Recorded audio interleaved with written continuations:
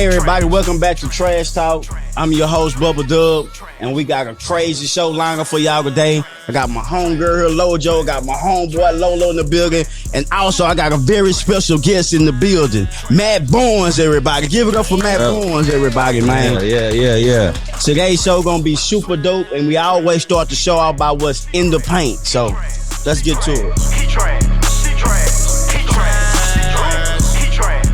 What you got for us, Lojo? Yeah, so we just came off of Summer League, NBA Summer League in Vegas. It's the championship tonight.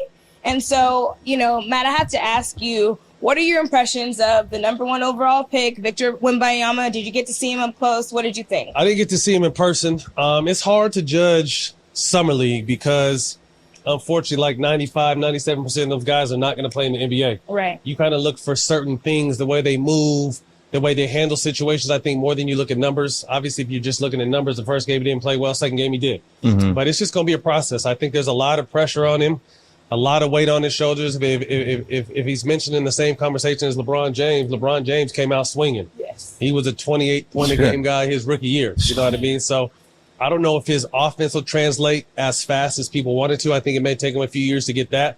But I think his defense off the rip is going to be nice. But he's very talented. I'm excited to see what he's about. Yeah, I think we niggas quit putting high expectation on the young men. Just let them grow. Like just saying he going to be the next Bron. Yeah. Well, I just think it's unfortunate because now everything is media. Everyone has an opinion. So there's just always everything is going to they're going to put 10 on everything. So for sure. Again, I mean, well-deserved #1 pick. We haven't seen too many guys his size to be able to do and have the skill set he has. So I'm excited. And to me, most important too is he landed with Popovich. I guess a lot of these young guys, that was big. Landing in certain situations is very important. Because you look at DeMarcus Cousins, for example, in Sacramento, who was a tremendous talent, but had 7 coaches in 8 years, no real foundation, no real guidance. It was some bullshit over there. Obviously, they've cleaned it up now, but San Antonio is a proven winner. Pop is arguably the greatest coach we've ever seen in this professional NBA game. So I'm excited for him. And he got vets that's already locked in with him and ready to taking him out to dinner. I mean, they're showing them that San Antonio home cooking with all the Hall of Famers, not just vets. And that's what I like to see other NBA players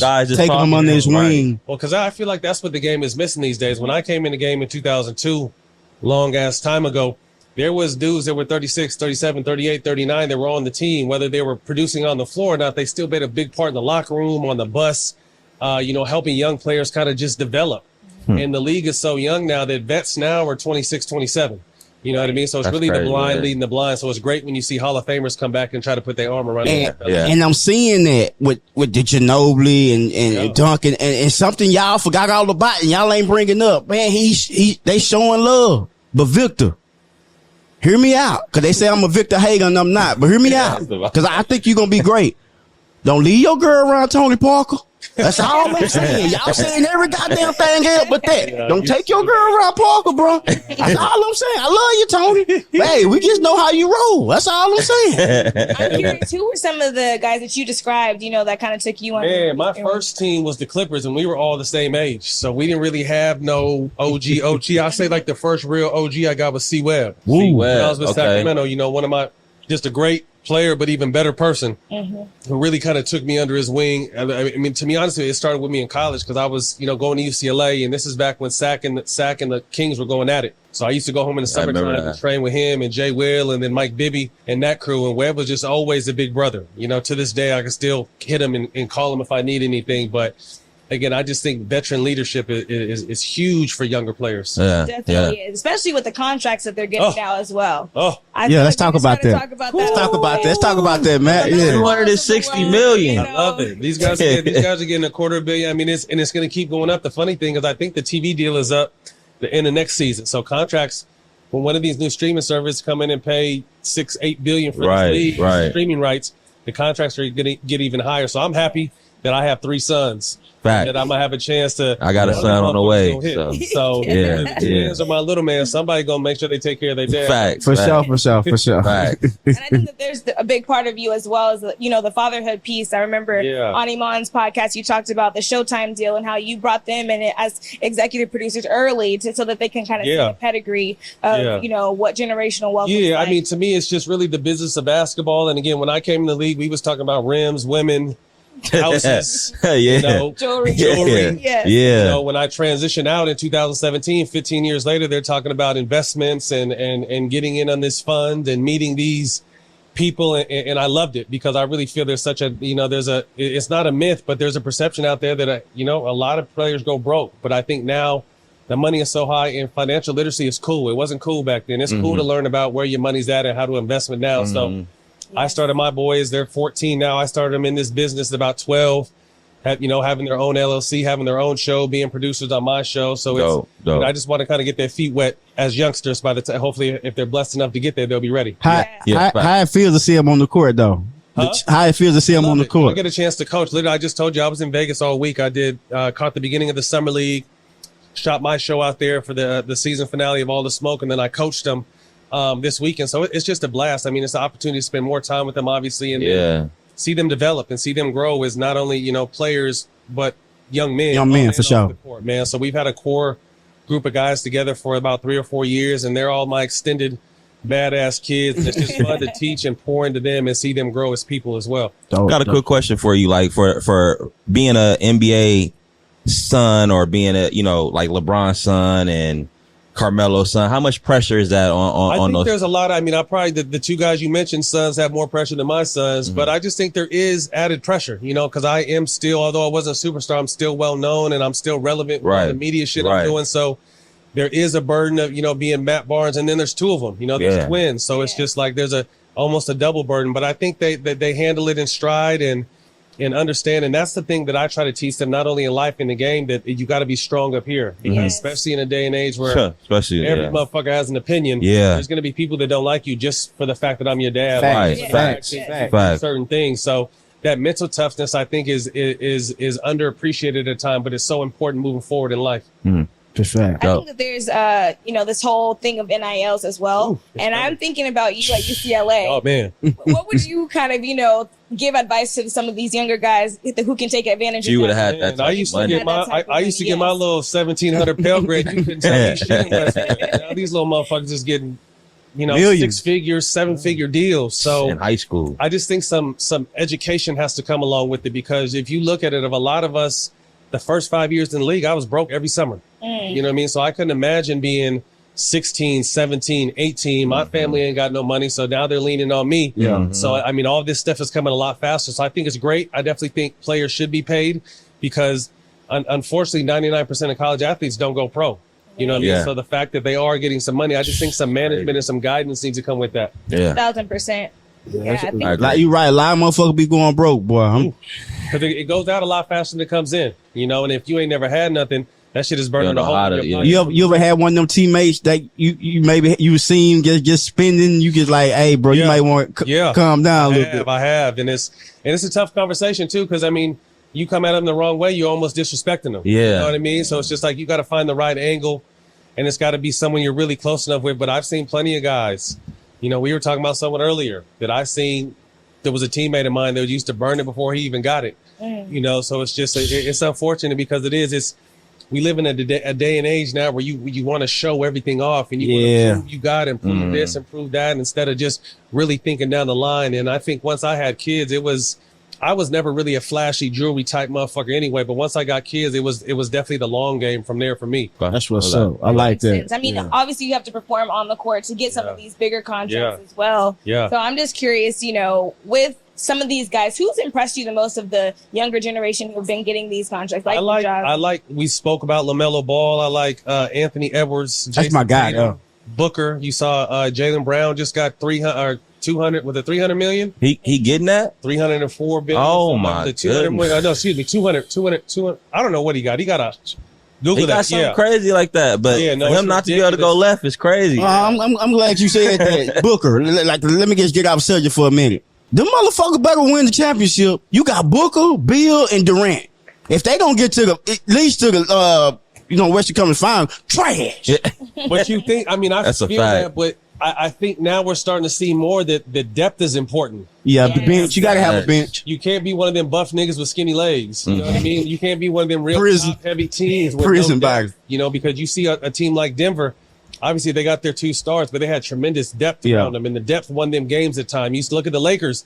depth won the game. You know what I mean? So just, you look at Miami. They had a bunch of undrafted players, and they got all the way to the finals. I mean, obviously Jimmy and Bam did their thing, but there was a lot of people.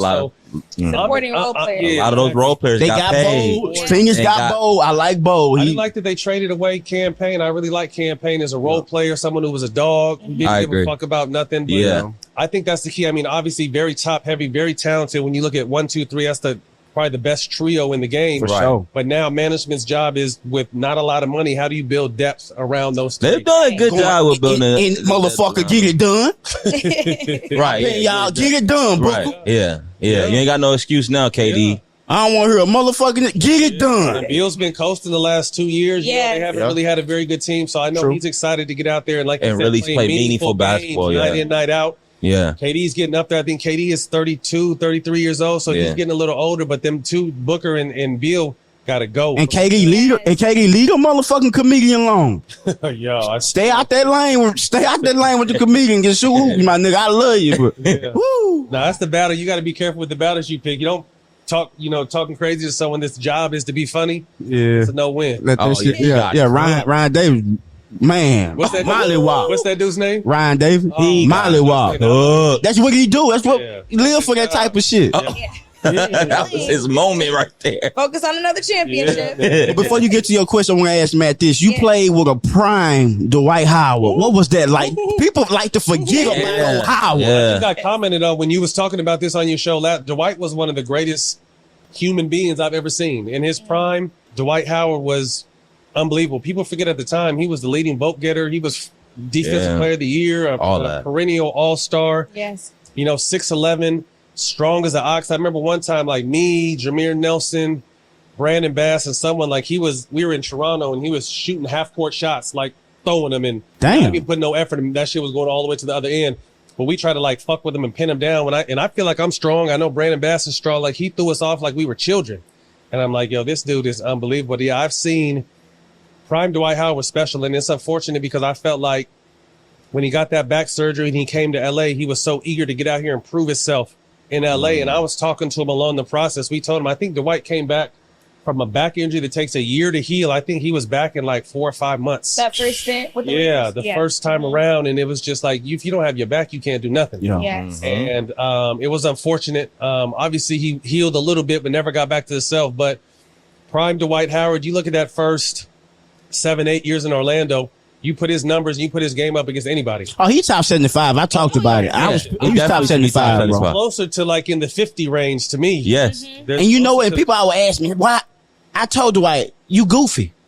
It's time in the game when you come in, 20 seconds, he get in the game, foul. Yeah. Yes. 2 minutes later, foul, and you smiling. Even though you mad that you fouling, but you smiling. Right. People take that as, man, this motherfucker joking too much. The one knock on Dwight too in his prime was he was one of those just fun-loving guys. Yeah. Yes. He was a superstar, but he wasn't necessarily a leader. I think he led by example because he played so hard, but he was also really joking around all the time and childish. And I thought it was fun, but at the same time, I'm thinking someone of his caliber or status kind of has to set the bar. You know what I mean? So I think that's another knock on him, but that's not a knock on his game. Facts. He just wasn't. Sometimes superstars aren't necessarily the leader of your team, and I think people knocked him for that. I also think about how they treated veterans in the last few years. You mentioned that a lot of them are much younger than they used to be. Mm-hmm. So, the fact that he's having to go play in Taiwan. Crazy, him and Boogie. And yes. I feel like there's a lot of guys that can still help the team, but I feel like sometimes reputations hurt you. Yeah. But also the league would rather just take a chance on a younger player instead of getting someone who's not necessarily old, but old for this new NBA, which is crazy because to me, there's no reason why. I mean, Dwight or Boogie could have helped the Lakers. Yes. You know what I mean? And the Warriors. Could have helped the Warriors. Could have helped Miami. But I mean, if you had a big dude, so it's going to be interesting moving forward though, because this is such a copycat league. So for the last 10 years, everyone tried to copy the Warriors. Correct. Mm-hmm. Now there's a new sheriff in town, and you got to deal with motherfucking Jokic. So is the league going to start going back to bigger guys that can try to slow him down? So it'll be interesting to see this next 2 or 3, 4 years maybe, because I feel like that's Denver's window to get another 1 or 2. Okay, you was a rah-rah player, in your face, tough guy. I'm just going to ask this. And I'm saying this to say this about my Lakers. So I got to throw them up. Of course. as a player, like, is this something that you could say to Anthony Davis before the games to get him in that mode? I'm hard on AD, but I don't know him, but I like him. Like, I just talk shit just to talk shit, but I like him. Like, as a player, like, could you be like, look here, motherfucker, look, dominate. Yeah. Dominate. Yeah, because that every other game stuff is crazy. Yeah, I don't know AD like that, but I was one of those guys that had the ability to light fires under people. And I would have loved that opportunity because he is such a tremendous talent. Yes, he is. But it's just, I feel like somebody got to he bring goes with the something flow. out of Yeah. Like, to me, he's too good to go with the flow because he shows flashes of 36 and 18. Yeah. And then he'll come back 12. and 12 and 10. Yeah. I'm like, those are my type numbers, bro. Like, you need to stay up on that. In the other especially. Yeah, in the same way with Bron, get your big ass in the motherfucking paint. Right there. Don't you fucking move. Yeah, I think, I don't think know that if was the next elevation of his game because if you look at the greats, Kobe, MJ, when they all got older, they slowed the game down by going to the post. And when Bron does it, he's good. Yeah. But for some reason, I think he's still stuck in this. Everyone loves to shoot threes, so he wants to. Yeah. He is so. I love Bron at the pinch post or in the block, or even sometimes setting the screen and rolling, And then catching the ball and making plays. Yeah. Because I think at his age now, we saw for the first time in his amazing career, he's slowed. Like he can't dominate an entire game now. And that's no knock. That's just father time. So I think he has to pick and choose, which means AD has to be that consistent the entire time. What was it like playing for Don Nelson? Funny, fun. Motherfucker would come to work at 10 in the morning with a cigar and eat a Crown in his cup or a beer. Like before noon, bro. And his little dog would come in the gym and sometimes pissing shit on the floor. But Nelly was cool as a motherfucker. He was a player's coach, really innovative. We started that, not started, but we took to that small ball shit. The We Believe team, we played that small ball when they put, me, Stack, or Al Harrington at the 5. Nasty We just squad, shot the shit out of the ball. But as far as a coach, just outside the box, we used to run through walls for Nelly. I was just going to ask you about the Warriors and Chris Paul, the addition of Chris Paul to the Warriors. What are your thoughts that's on interesting. that? Trash. I would have loved to see. I would have loved to see CP go there like 4 years ago. Facts. You know what I mean? And be able to, because Steph and Clay are so great off the ball. Steph is one of those rare players. Obviously, when he's got the ball in his hands, he's one of the most dangerous men on the planet. But when he's off the ball, he's just as dangerous and harder to guard because his motherfucker's running like this. So I would have loved to see Chris orchestrate the way Draymond did. Just another, another guy that thought the game and can get his shooters involved. With that, They gonna win the championship. CP 37, 36. CP 45. They gonna win the championship. This is the way I look at it when you go back to that. Like you mentioned Draymond, I like Draymond, but like him and LeBron close. Like, but I don't see the competitiveness on the court no motherfucking more. I know me and you homeboy. I know it. But on the court, I'm gonna bust your goddamn nose. After the game, I give you eyes back. Yeah. I think it's a different game now because of social media. Like when I came up, we didn't know who was who until we got in the gym and played him. Like there was no talking, there was no kicking it. We didn't work out together because everyone was just kind of doing their own thing. And now, I don't know necessarily if you knock it, but just everybody is friends off. Like they really fuck with each other off the court. And I was someone who had friends and brothers, quote unquote, on the other team, but I'll hard foul the shit out of them during the game or even fight them to win. But then after the game, we could smoke one, drink, have dinner, or whatever. But it was never sweet during the game. Have you been around a player that put in work on the court like Kobe did? No. I've been fortunate too to play with AI. I got to play with the older Shaq, prime CP, prime Steph, prime KD. But nobody can fuck with Cole. What made Kobe? What made the Mamba different? Just his mentality, his approach to the game, his drive to be the greatest. And he put that work. And I feel like he was given so much God-given talent, but I feel like he paid God back every single day with his work ethic. Like that motherfucker got it in, bro. I used to drive out to Orange County in the summer times and work out with them. And I'd have to go the night before because we're on the track at 5 before the sun comes up, running into our legs can't move. And then we in the gym lifting weights till we can't get our arms up. And then we supposed to go, like, nigga, we supposed to go shoot now? Like, I can't even fucking wipe my ass later. Talking about we're supposed to go, get a whole shooting workout in. So I just think his drive, his mindset, he was cool with people, but on the court, he'll kill you, literally. Yeah. So I just love the dog in him. I missed MJ by a year. I think LeBron is great. One of the greatest, but to me, LeBron is third on my list behind MJ, Kobe, and then Bron. I'm gonna get off subject. I'm talking about excitement because you was in the league when he was in the league, and Amari Stoudemire. Monster. He was monster. He was a problem. He was in my draft, actually. He was a lottery pick in my draft, and unfortunately, with the knee injuries he got, but Amari, when he first took the league by storm, was a problem. Strong, athletic, developed a jump shot. He used to have these spots on the court. MB, those are my kill spots. He used to call them kill spots, the spots he would get to shoot his jumper. But, you know, he didn't look big, but strong as it's like similar to Dwight. Dwight obviously had big old shoulders, but he wasn't a big, bulky type Shaq guy. Yeah. Amari was strong as a motherfucking ox too. Rebound, shot the ball, dunked the ball on you. Amari Stoudemire was a monster. I want to give this one to Lo because it was his question, but we have a little game for you that we want to do. The start cut bench. Yeah. Okay. Yeah. I had with your past teammates. So I went over and looked at all your past teammates. I got a lot of them. And I'm yeah, definitely. And I'm like, you know what? Let's do some guards. So I said Baron Davis, Chris Paul, and Jamal Crawford. That's tough. That's That is a tough. cold look. I think I know where he going though.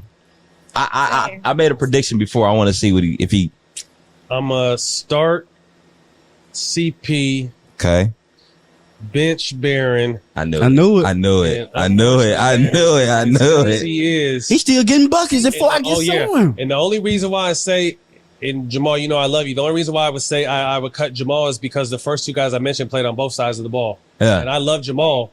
He didn't want to play no defense. So I'm motherfucking buckets with the best of them. You see, he's That's still about like Gilbert. he's still dropping 40 at 40 plus. Yeah. He a bucket He forever. was killing. I mean, I had so much fun, and he's such a nice dude too. That's the thing too. Like he's not like a mean person. Like I wish he had some more fuck you in him too, because I think that it would have took been his game to a another different level. level. Yeah. As far as pure scorers, ball handlers, we haven't seen too many guys like Jamal Crawford. Dope. I want to get into, this. Oh yes. Okay. Uh-oh. So recently, LeBron, and this could be a no-brainer for you, but LeBron said that he thinks Kyrie is the best player with the ball in his hands ever. Dribbling. Just period. Ball in his hand, right? Ball in his hands. I mean, it's Who hard. said that?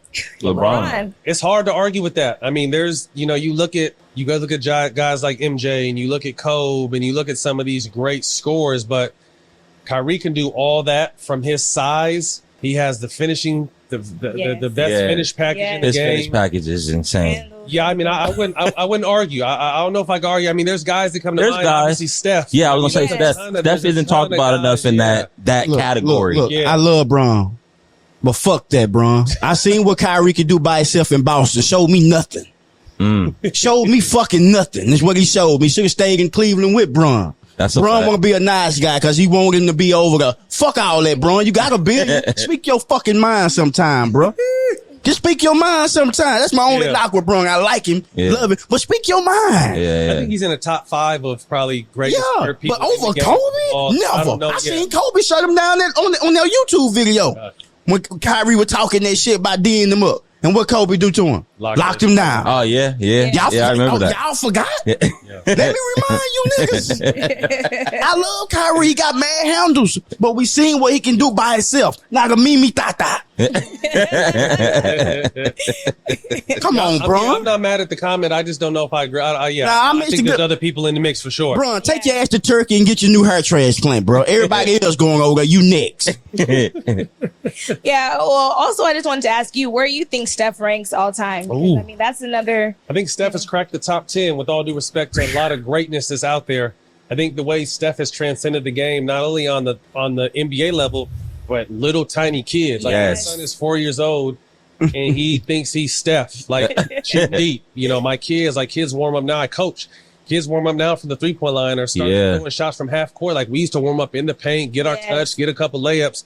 But that Steph Curry effect has really changed the game. And so you look at, obviously his game is incredible, but if you have the ability to change the way something is done, Right. you got to crack. He done so much. He got a player that don't even have a guaranteed spot doing what he do and hitting the side of the backboard. If you Y'all seen that, right? There's a lot of that in Summer League. Bro, you seen that Marcus Noel, bro. But that motherfucker shot the jumper in 5'9" and you shooting that and you running away like you Steph. Yikes. And you don't even have a roster spot. It's truly insane. That's that Curry effect. you starting the franchise, LeBron, Steph, or MJ? I'm taking LeBron just because of his size and his durability, his longevity, his longevity. Yes. If you think about it, this dude's been in his prime since day one. And as great as Mike was, you know, he kind of went out on top. He came back and obviously went out on top. He came back and he was still nice. But the fact that we've seen Bron going into year 20, 21. 21. Yes. And he's still averaging 26, 28, although everyone says it is easier to score. Nigga on oyster juice. I just think I think I would take LeBron just because his sheer size, his strength, and his durability. You know, I'm taking Steph. You gonna say? I know that's your guy. I mean, I'm not gonna knock you Steph Steph, because man. I'm gonna say this though, because you know he's not a selfish player. No, he's always gonna just say the right things in the locker room. He gonna say the right things to every player. He gonna do the right things on the court. Bron For sure. But I've seen Bron do things in the public eye that embarrass his teammate. Ain't neither one of them gonna whoop nobody's ass. Give me Jordan. I want an ass whooping in the locker room. Jordan That's what I heard. want. Jordan used to knock cats out. Miss one more shot, open shot. That's what I want. I'm a LeBron guy, but I want somebody gonna whoop some ass. I feel you. Like I want LeBron to go there when Darvingham call a terrible play. Push that bump. Play with me. My goodness. Coming to team next year. You ain't shit, bro. I mean, I'll get fired maybe or whatever. I mean, either you gonna whoop my ass, I'm gonna whoop yours. I feel you. You gonna respect me. Yes. That's all I'm saying. I take MJ gambling ass. That's all I'm saying. I would go Bron too. I ain't mad at it. You can't go wrong with any of these players. No, So you can't go wrong. but I do want to get into some of the media stuff because I think that that's one of the things that you've transcended beyond the sport, and it's just been remarkable to see what you've done with all the smoke, and like real trendsetter in that sense. What do you make of some of these, like the ESPN layoffs, and just like having that's a two-part question. What do you make of those, and then also what do you make of some of these other like I Am Athletes and the Pivot and some of these athlete empowerment players, just telling their own story and taking over controlling the narrative?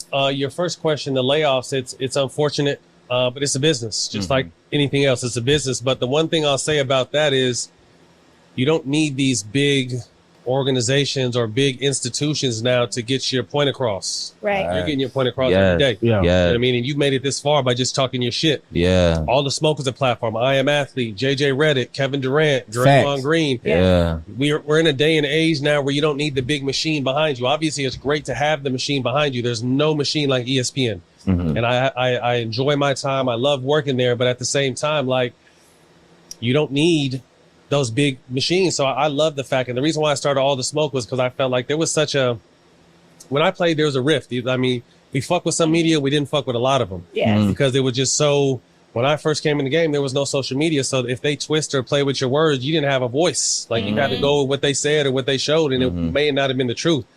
So fast forward, the end of my career, social media started coming, but I wanted to provide a platform because I feel like, especially for Black and brown people, if we're athletes, there's always other people telling our stories. Yeah. Right. And although some of them do a good job, we're very capable of telling our own stories and really giving you a real in-depth look. And what I love about All the Smoke is we've been able to create a safe space, quote unquote, because we're not really out there looking for, no clickbait or nothing to go viral on some bullshit. We want to go viral on some real, like, damn, he's never said that. That's going to go viral. So I think we've been able to create a space where motherfuckers say all the time, like, man, I've never told anybody this. And that's when they feel comfortable to talk. So we've just created an environment where people feel like they can come let their guard down. And, when I pitched this show to Showtime, it was a 20-30 minute pitch. I want to be like in a man cave with the homies, smoking, drinking, talking shit like there was no cameras.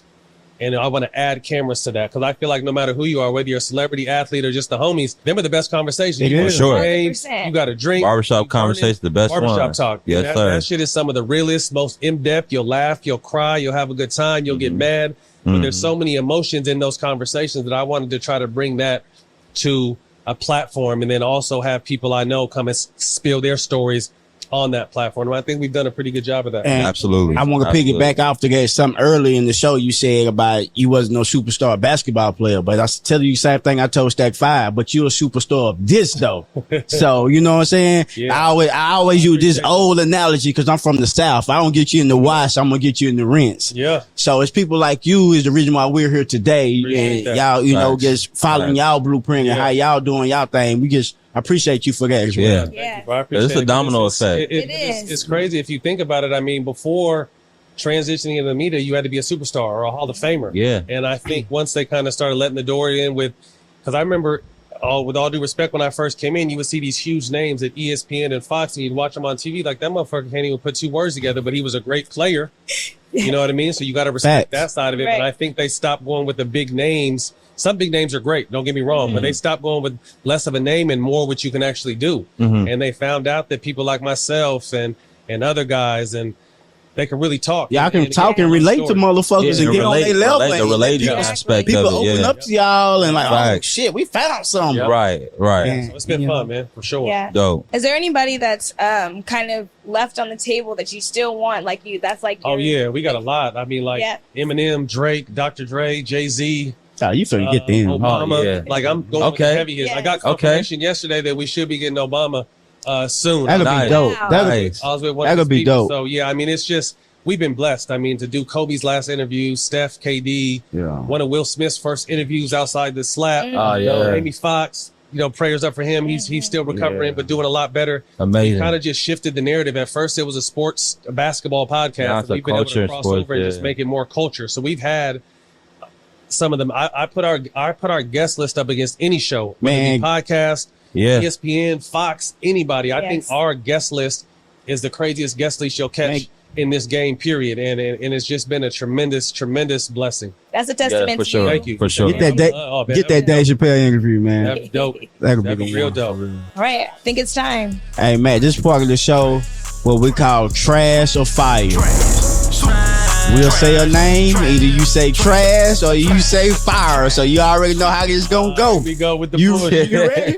Let's get it. Derek Fisher. I fuck with Fish. We cool. So Fire. fire. All right. Well, I wasn't coming in that hot. I'm going with the headline. I had to. Sabrina Ionescu. Oh, fire. She's a killer. Yeah, so she set the record for the most 3-pointers all time, 37 WNBA points. or NBA. She was letting that thing fly I this mean, past it was weekend. remarkable to see. I love it. I mean, I just love the growth of the women game. And again, that's a huge shout out to my brother Cole. Rest in peace. That was one, and he was really on a mission to, obviously because of his daughter Gigi, bring women's sports to the forefront. And, although a lot of us supported it before, he made it cool to go to games and wear their merch and really shout these women out. So I got a lot of respect, for the women in the W. And I enjoy watching it. Awesome. Were you at the ESPYs or did you watch that? No, I was in Las Vegas. I didn't get a chance to watch it or be there. Well, DeMar Hamlin had a tearful moment. Obviously he was a Buffalo Bills player that went down, and he was able to give an honor to the Bills staff who nursed him back to health. And so it was a beautiful moment. Yeah, no, I think that's dope. I got a chance to know DeMar via DM. I sent him a DM maybe 3 weeks, a month after the situation, and he responded right back to me. Dope. Told me he was a fan of the show. We'd made plans for him to get on the show, but I was a huge football player. I was a better football player than basketball. I just chose basketball for the longevity. But knowing every single time you step on that field, your life is on the line. You know what I mean? And the fact that they don't have guaranteed contracts is ridiculous, but it's a scary moment. You're right. It's a scary moment. You see this PTSD and CTE that shit and all real. these other things, man. It's scary. And for him to be lifeless out there and then be able to make this full recovery, and I hope he's able to get back on the field. It was just, you got to thank God, man, because it's you just never know. Yes. What position did you play in football? I was receiver. Receiver? Okay. Yeah. So I was a big boy out there. All right. That hands? Yeah, I was nice, bro. I led the nation in touchdowns, All-American. Like, I was What, nice. what college would you have went to? If I was going to do both, I was looking at Michigan, Cal, or maybe like a Miami. Okay. But I fell in love. It was for a quick story. I didn't even go on no recruiting trips because I played football, baseball, basketball, track. I was in a you did all that. Stay out of trouble all the time. Yeah. So, Okay, I Andre came to Reed. UCLA at 14, the same age as my kids to play AAU.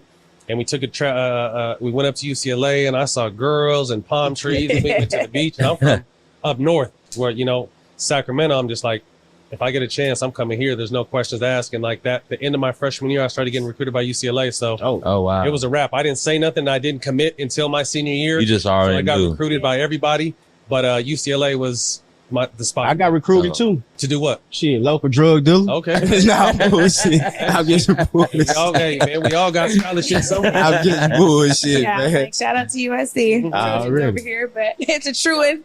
I ain't got no smoke with, because like I said, I am such a football fan that when I was at UCLA, that's when SC was the shit. So that was Reggie Bush, Carson Palmer. It's kind of hard to root against that squad. Yeah. Didn't OJ go to USC? He did. Yeah, y'all don't never want to talk about that shit. Juice was cold though. Yeah, super cold. Lindell White. But yeah, I was a huge football fan, so I used to enjoy. I never got into. I think that was more the students. I didn't give a fuck that they was down the street. I didn't have no problem with that. So one of the other things, and I want to get back to the trash or fire.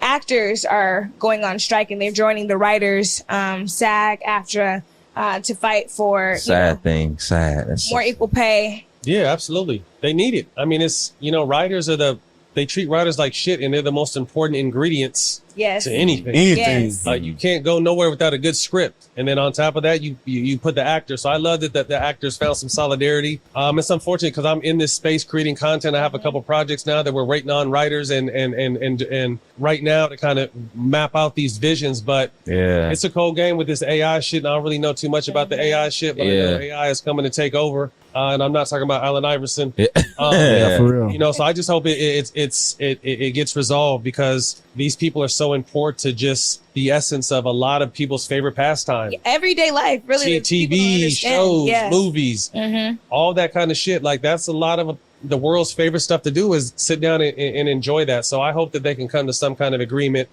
and get paid. And I got a writer for you. You got somebody that's nice? Yeah. We'll talk about line me up. Yeah. Promise you that. Yes, sir. Promise you that. All right. And our last one in this segment is Mariah Mills about Zion Williamson. At some point, man, he got to put out a cease and desist or something. Like Zion, he got to put That's out what happened when you fuck with the wrong hoes, dog. It got to be out top. When you got status, it got to be off the rip. Look, this is what this is. Here, go on, sign this. Well, I hope that this is just a learning lesson for everybody out there, because this is it's unfortunate and it's sad. She's embarrassing not only herself, her whole entire family. I think her family, like, when they see her, they probably throw up. Like, that's what kind of ignorant, dumb shit she's on. I don't get it. Don't do that to him. Do it to me. You gonna fire back? Don't do that to Zion. Do it to me. See, I think in Zion's situation, I mean, it's probably better left unsaid. You know what I mean? Because it feels like a lot of it, the shit is just untrue now, and she's looking for attention. And now she's a claimant. The more she talked, the more she looked dumb. She just, I mean, you're claiming abuse right after you get a tattoo of his name on your face. Right. Now you're having miscarriages. You're having all like. Just go sit down somewhere. Right. It's really unfortunate, because it seems like Zion is a good kid and he's been troubled with injuries, but a tremendous talent. And you just don't want to see this kind of shit. You know what I mean? So I just hope this serves as a lesson for all these young athletes, actors, rappers. Actually, only really athletes are the ones that kind of have to watch themselves, because I know a rapper will cuss a motherfucker out in a heartbeat, but athletes kind of have to move a little bit different. So I just hope this is a lesson for all them young fellas out there, man. You got to be careful, because it's a real job for some women out here to sack chase now. I just want them to get back to balling, man. Put the boogaying down. That's it. I know you're in New Orleans. Put the boogaying down. Put the seafood down and get ball, bro. Yeah. You think Ja learned his lesson now? I hope so. I mean, I think Ja's got a lot of responsibility. I mean, if you look at the game, the last 3, 4, 5 years, European guys are really running the NBA. Yes. All the last 5 MVPs, and then you look at LeBron's greatness and KD's greatness and Steph's greatness. These guys are on the backside of their career. So this next line of young superstars, Ja is the forefront of that. Yeah. Yes. You know what I mean? So I just hope he understands everything that comes with it. But it's hard. I mean, you 22 years old with $200 million. Like I said, you couldn't tell me shit with 1,700. Right. I couldn't imagine $200 million, and you got your own shoe and you got all these endorsements. So I just think sometimes you need to kind of wrangle yourself back in, whether that's people around you, whether that's your pops, whether it's you. You just kind of have to wrangle yourself back in, because he is such an amazing talent. That I want the best for all these young kids. Yeah. The money is crazy now. Yeah. They're crazy talented. Yeah. And they're entertaining, man. So I want them to have the longest run possible. And you hate when outside noise fucks that up. So, Of that young crew of talent, you mentioned Anthony Edwards. I'm really excited to see what he does. But who are you most excited to see in this upcoming season? Who do you think is going to have that kind of breakout, transcendent year? Ooh, that's a good question. Breakout year? Ooh, that's tough. I know one of my favorite group of young guys to watch is Tatum, Booker, Ja, Anthony Edwards, LaMelo. I just like this new influx of talent, because they're so skilled, and it's just, these guys can do everything, and they're fun to watch. So I just, like I said, I just look forward to good basketball. Yes. People playing hard, playing the right way. But yeah, that young group I just mentioned, and there's a handful of other ones too, but those guys all got a lot I of think game. once the older vets get out of the league, I think the league's going to become more balanced. Yeah. Because I feel like a lot of these players on every team are all around the same talent level. Super skilled, and that's the So- thing. Like, go ahead. You know, I got to be real on this show. So, in your time in the NBA, coming through training camp all the way up 15 years in the league, right? Did you ever see anything in the locker room like that Jalen Green shit? Absolutely not. I ain't never really just seen nothing like that, period. And it's crazy too, because he's another one. Yeah, That very motherfucker talented. is Thinking ball. talented, man. I love Pause. this game. And you know, sometimes messing around, but that's the thing with these camera phones now. Even with Ja, like it wasn't nobody caught Ja slipping. These motherfuckers is telling on themselves. Yeah, They yeah. like to do this Yeah. kind of shit. Just keep the kid. If you want to fuck around and play with guns or fuck around and fake Just fuck put on the phones your away. friends, Yeah. just don't film it, bro. Yeah. That's my hope. Just don't. You Just let that be in the moment. Bro. Everyone who was there was meant Bro. to see it and meant to be a part That of man, it. that man was coming from the hip with it, dog, on his partner, man. You know, some power driver thrust. I was just like, Ay, ay, ay. young fella. Because like I said, I'm a fan of Jalen Green too, but it's just like Yeah. this kind of shit. Like I said, it's just everything now is about showing off. Whether you're showing off your wealth or showing off weird shit, you got to be careful, man, because these phones, everyone is a reporter now. You know what I mean? Whether it's the homies or someone catching you slipping, or even yourself telling on yourself. Like, it's funny because I spoke at the rookie transition program in Las Vegas to all this year's rookies, and I'm letting them know how powerful, like when they speak, their voice goes around the world now. And they don't even have to be superstars yet, but the fact that they're on this NBA level, their voices travel around the world. So you just always have to be aware. And I'm glad because, you know, the way we was coming up, we used to do all kinds of dumb shit, but there just wasn't no cameras to catch it. And there wasn't no outlet for us to be dumb enough to tell on ourselves. So going through, you know, growing up and becoming more mature and turning into a man from 18 to 25 or whatever the age is now, you just have to be so much more aware now because these phones could really hurt you. Catch you up. And Yeah. it'll last forever. Like, Yeah, that's man, not it's not going anywhere. Right. Yeah. All right. Once it's on the internet, it's stuck. Yeah. Yeah. Hey, man, this part of the show where we do Hall of Trash.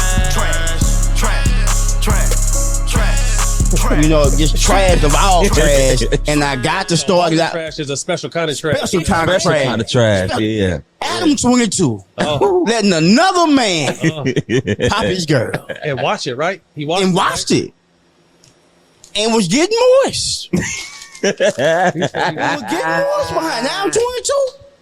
Trash. Man. But I must say, I got next. Nah, that was man, to each his own. You got to be a strong motherfucker to watch. I don't know if you got to be a strong. Let me just say this. I don't even like a motherfucker fucking my ex. I'm tender like that. I ain't never cool when a motherfucker fucking my ex, dog. Bro, you cool with this? Hell no. Yeah. Now, That's just me. Everybody else player and cool. That ain't me. We can be broke up 30 years. Right. Don't you fuck my old bitch. yeah. No, my whole thing is if I'm cool with you and you fuck on my ex, Yeah, it's that's a problem. It's Right, problems, dog. I right. can't You deal wanna with get- that. But I mean, you just got to be a strong. I mean, she was an adult entertained star before he got with her, right? Yeah, but she never touched men. Oh, she was always with women. Yeah. So now that she's married, she's crossing over. Yeah. And he's allowing her. Right. Ain't that a bit? Yeah, that's. And now he mad that old dude doing interviews and Why stuff. wouldn't I? Why Now wouldn't I? Adam mad that dude is boasting Yeah. about the He said sex. something about I don't want to have to make it tough for you in these LA streets. Yeah, yeah. It's like, like you open that door, and then Right. Then the streamer said he had nex, and he said it was okay or something. Yeah, Once you you open- go black, Ooh, Yeah. Yeah, what they say. you know the rest. man, I wish them the best, man. Yeah. So we are inducting Adam22 into the Hall of Trash. And you ain't coming out. Yeah. Can he redeem himself? Hell no. He can't get up out of that. Hell Nah, ain't nothing you can do. Ain't no Nah. redeeming. Ain't no Like you said, redeeming. once on the internet, you It's stuck. over. It's the most streamed porn Is it? video too right Now now. she's Yeah. getting chips though, because she put it on the OnlyFans or something. Yeah, She she's like getting bread, bread. right? Yeah. Baby mama, you hear that? On the fan going live, baby. Hey man, we can make M. Think about it. My girl be talking about the same shit. I said, baby, I got too much tattoos and I work for I can't, like, you mean? Like, Yeah, everybody know who you are. eh? That OnlyFans money is crazy. It's a bag. It's a bag for sure. Yeah, it is. It's a bag for sure. Get back posting feet. Yeah, I've been hollering at the pastor wife about this shit. Boy, we can really do some thing, man. Shit, she crying to me about him. Shit, what you expect? What you supposed to do? Yeah. I mean, that money good from the church. I ain't bullshit. Oh, that ain't nothing Ran like about that. 8,000 last week, baby. Ain't nothing like that church money. That church money, boy. Well, we appreciate you, Matt, man. Yeah, no, Real thank talk, you, man. bro. And I'm happy for you, man. I think this the best show we done actually. Yeah, that was a good dialogue. Like I said, I hit you up. I've been a fan of yours, and just to kind of see your growth, man, that shit is encouraging because, like I said, you don't have to work for these big networks no more. You could kind of carve your own path, and your shit talking has carved your path, man. So I wish you guys, particularly you, like the best of luck in this, man. Appreciate it, bro. No doubt. Well, we hope y'all enjoyed this show today. Matt, we just want to thank you for pulling up, man. Thank you. To the Trash Talk, man. We appreciate everything. Appreciate it, man. Dropping the knowledge, the game, and everything. So if you want to see more of this show, you have to tune in to Trash Talk. I'm your host, Bubba Dub. Peace.